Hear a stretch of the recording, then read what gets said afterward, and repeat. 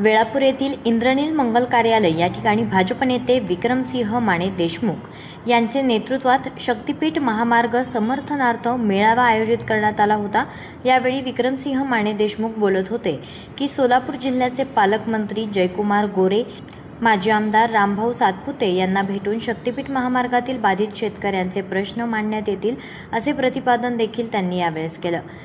तसेच पुढे ते म्हणाले की शक्तीपीठ महामार्ग बाधित शेतकऱ्यांची विविध मागण्या एकत्रित करून पालकमंत्री जयकुमार गोरे यांच्या माध्यमातून मुख्यमंत्री देवेंद्र फडणवीस यांच्याशी याबाबत सविस्तर चर्चा करून जेणेकरून शेतकऱ्यांवर कोणत्याही प्रकारचा अन्याय होणार नाही याची काळजी घेतली जाणार असल्याचं देशमुख यांनी सांगितलं। या बैठकीस ॲडव्होकेट MM मगर, महादेव देवस्थान ट्रस्टचे अध्यक्ष अमृतराज माने देशमुख, विविध विकास कार्यकारी सोसायटीचे चेअरमॅन अमरसिंह माने देशमुख, त्याचबरोबर माजी जिल्हा परिषद सदस्य बाळासाहेब धाईजे, OBC सेल मंडळ अध्यक्ष काकासाहेब जाधव, पत्रकार निनाद पाटील, मदन माने देशमुख, शेतकरी संघटनेचे गोपाळ काका घाडगे, राहुल माने देशमुख, माजी ग्रामपंचायत सदस्य गणेश चव्हाण, श्रीधर देशपांडे, संदीप तात्या माने देशमुख, संजय पनासे, त्याचबरोबर माळेवाडी शहर अध्यक्ष नवनाथ साठे, शहर उपाध्यक्ष पंढरीनाथ बनकर आदी सहभागी झाले।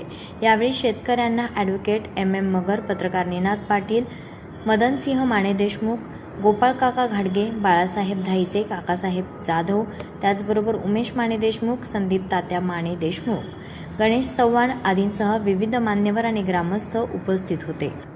याप्रसंगी वेळापूरसह जांभूड, माळखांबी, विठ्ठलवाडी, उघडेवाडी, निमगाव इतर गावांतील शक्तीपीठ महामार्ग बाधित शेतकरी मोठ्या संख्येने उपस्थित होते। सदर बैठकीत शक्तीपीठ महामार्गाचे फायदे आणि तोटे याबाबत सविस्तर माहिती देण्यात आली।